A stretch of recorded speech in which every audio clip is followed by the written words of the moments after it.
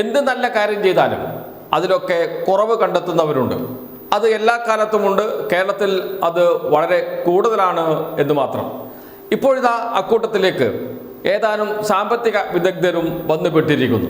RVG മേനോനെ പോലെയുള്ള ഇടതുപക്ഷത്തോടൊപ്പം നിൽക്കുന്ന സാമ്പത്തിക വിദഗ്ധരും ചിന്തകരുമൊക്കെ ഇപ്പോൾ ആ പട്ടികയിൽ പെട്ടു എന്നതാണ് കേരളത്തിൻ്റെ ഒരു ദുര്യോഗം.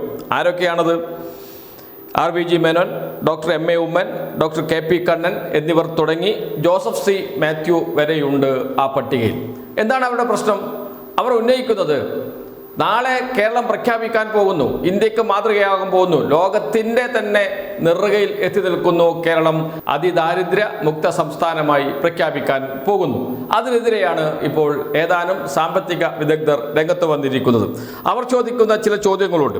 അതിലൊന്ന് ഇങ്ങനെയാണ്: അതിദാരിദ്ര്യം നിർണ്ണയിക്കാൻ ഏതൊക്കെ മാനദണ്ഡങ്ങൾ? സർവേ നടത്തിയത് ഏത് ആധികാരിക സമിതി? ഡാറ്റയുടെ ആധികാരികതയും ആധാരമായ പഠന റിപ്പോർട്ടും എന്ത്? തുടങ്ങിയ ചോദ്യങ്ങളാണ് ചോദിക്കുന്നത്. ഇന്നിപ്പോൾ കേരളത്തിൽ സജീവ ചർച്ചയായി മാറിയിട്ടുമുണ്ട്. മന്ത്രി MB രാജേഷ് വാർത്താ സമ്മേളനം വിളിച്ച് കൃത്യം ഇതിന് മറുപടി പറയുന്നുണ്ട്. എണ്ണി മറുപടിയാണ്. MB രാജേഷിന്റെ വാക്കുകൾ കേൾക്കാം. ഞാൻ അത്ഭുതപ്പെടുന്ന കാര്യം ജിയോ അയച്ചിട്ടില്ല എന്നത് പോട്ടെ, എന്താണ് അധികാരികൾക്ക് നിർവഹിച്ചത് എന്ന കാര്യം, അക്കാര്യത്തിൽ അവര് ഒരു വ്യക്തതയുള്ളതായിട്ട് ആ കത്ത് കണ്ടപ്പോൾ തോന്നിയില്ല. ഇനി ഇതിനെ സ്വീകരിച്ച പ്രക്രിയ എന്താണ്? അതും വിശദമായി തന്നെ ജിയോയിൽ പറഞ്ഞിട്ടുണ്ട്. സർക്കാർ ആരെയും അറിയിക്കാതെ ഒരു പ്രഖ്യാപനം നടത്തി. ചോദ്യം ചോദിക്കുന്നത് എങ്ങനെയാണ് ഇവരെ കണ്ടെത്തിയത്, എന്ത് ഡേറ്റയാണ് ഇതിന് ഉപയോഗിച്ചത്, എന്ത് പഠനമാണ് നടത്തിയത് എന്നൊക്കെയാണ് ചോദിക്കുന്നത്. ഒന്ന്, മാർഗരേഖ. ഞാൻ നേരത്തെ പറഞ്ഞു മാർഗരേഖ. ഇത് അതിദരിദ്രത കണ്ടെത്താൻ ഉള്ള പ്രക്രിയ വിശദീകരിക്കുന്ന കൈപ്പുസ്തകം Kerala institute of local administration പ്രസിദ്ധീകരിച്ചതാണ് ഈ കൈപ്പുസ്തകം. ആ കൈപ്പുസ്തകത്തിന്റെ അധ്യായം 3 കൃത്യമായിട്ട് പറയുന്നുണ്ട് എന്താണ് അതിദരിദ്രരെ കണ്ടെത്തുന്ന പ്രക്രിയ എന്നത് കൃത്യമായി തന്നെ അതിൽ ചൂണ്ടിക്കാണിച്ചിട്ടുണ്ട്. സാധാരണഗതിയിൽ നമ്മൾ പ്രതീക്ഷിക്കുക, സാധാരണക്കാരെന്ന് പറയുന്നത് ഇതെല്ലാം പൊതുമണ്ഡലത്തിൽ ലഭ്യമായതും ഒക്കെ ആയതുകൊണ്ട് ഇവർ കാണും എന്നുള്ളതല്ലേ, ഇവരത് വായിച്ചിട്ടുണ്ടാവും എന്നുള്ളതാണല്ലോ പ്രതീക്ഷിക്കുക. ഇനി ഈ പ്രക്രിയയിലൂടെ എങ്ങനെയാണ് ഇവരെ കണ്ടെത്തിയത്?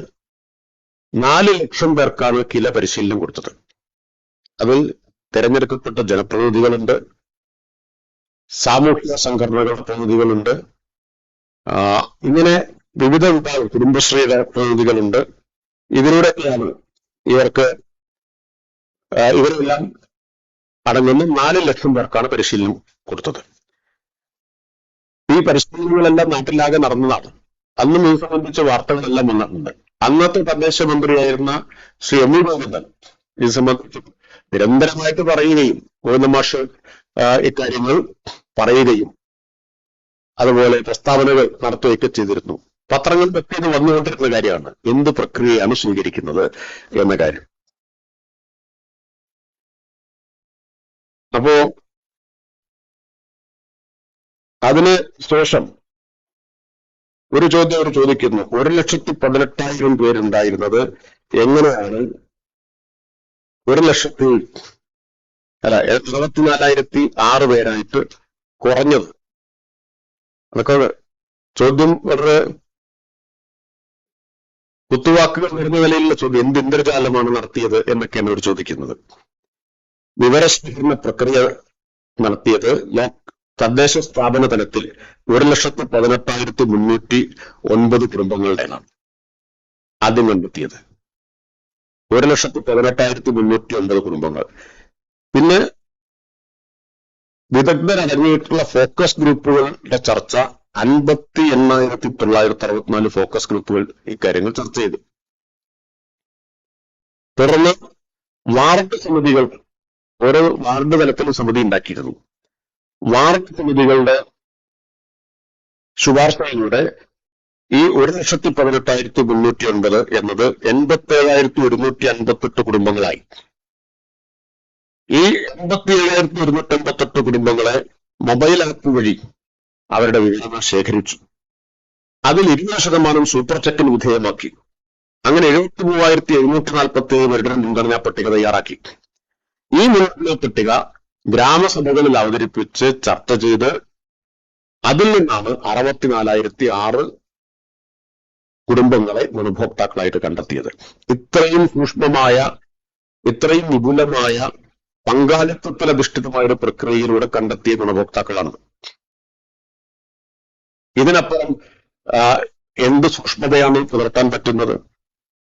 ഇവര് ചോദിക്കുന്നത് ഏത് ആധികാരിക സമിതിയാണ് ഇതിന് സർവേ നടത്തിയതെന്നാണ്. ഏതെങ്കിലും 5-6 പേരടങ്ങുന്ന സമിതി നടത്തുന്ന സർവേ അല്ല. എത്രയും വലിയ ചർച്ചകളിലൂടെ, താഴെത്തട്ടിൽ നടന്ന പരിശോധനകളിലൂടെ ഏറ്റവും കൂടുതൽ ഗ്രാമസഭ അംഗീകരിച്ചു തന്ന ഗുണഭോക്തൃ പട്ടികയാണ്.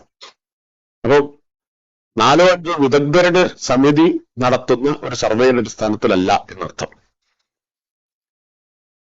ജനപങ്കാളിത്തത്തോടുകൂടി നടത്തിയ ഒരു പ്രക്രിയയിലൂടെയാണ്. ഏതെങ്കിലും ഒരു ഡേറ്റയിൽ മാത്രമല്ല, താഴെ നിന്ന് ശേഖരിച്ച വിവരങ്ങളുടെ അടിസ്ഥാനത്തിലാണ്. അല്ലാതെ നേരത്തെ തയ്യാറാക്കി വെച്ചതെങ്കിലും പഠനത്തിന്റെ ഡേറ്റ മാത്രം ഉപയോഗിച്ചുകൊണ്ടല്ല. ഇത് സംബന്ധിച്ച്, ഈ പ്രക്രിയ സംബന്ധിച്ച് എക്കണോമിക് റിവ്യൂ 2022 എക്കണോമിക് റിവ്യൂവിൽ 22 എക്കണോമിക് റിവ്യൂവിൽ പറഞ്ഞിട്ടുണ്ട്. ആധികാരിക നിർണയ പ്രക്രിയയെ കുറിച്ച് 23-ൽ 24-ലും ഒക്കെ പറഞ്ഞിട്ടുണ്ട്. ഇപ്പൊ വിദഗ്ധരാകുമ്പോൾ സാധാരണഗതിയിൽ എക്കണോമിക് റിവ്യൂ ഒക്കെ അവരുടെ ശ്രദ്ധപ്പെടേണ്ടതാണ്. അന്നൊന്നും ഒരു ചോദ്യങ്ങളും ആരും ഉന്നയിച്ചിട്ടില്ല. ഇങ്ങനെ ഇത്രയും ഡോക്യുമെന്റ് ലഭ്യമാണ് ഓരോ സന്ദർഭത്തിലും. അപ്പോഴൊന്നും ഇവർക്കാർക്കും സംശയങ്ങളോ ചോദ്യങ്ങളോ ഒന്നും ഉണ്ടായിരുന്നില്ല. ഉണ്ടായിരുന്നെങ്കിൽ നമുക്കതും അഡ്രസ് ചെയ്യുന്നതായിരുന്നു. ഇതാ എക്കണോമിക് റിവ്യൂവിൽ ഈ പറഞ്ഞ കാര്യം ചൂണ്ടിക്കാണിച്ചിട്ടുണ്ട്. അതിദാരിദ്ര്യ നിർണയ പ്രക്രിയയിൽ ഞങ്ങൾക്ക് ഇന്ന അഭിപ്രായമുണ്ട്, അല്ലെങ്കിൽ ഇന്ന വിമർശനമുണ്ട്, ഇന്ന കൺസേൺ ഉണ്ട്. നമുക്ക് ആ സമയത്ത് അഡ്രസ് ചെയ്യാൻ ഒരു പ്രശ്നം ഉണ്ടായിരുന്നില്ല.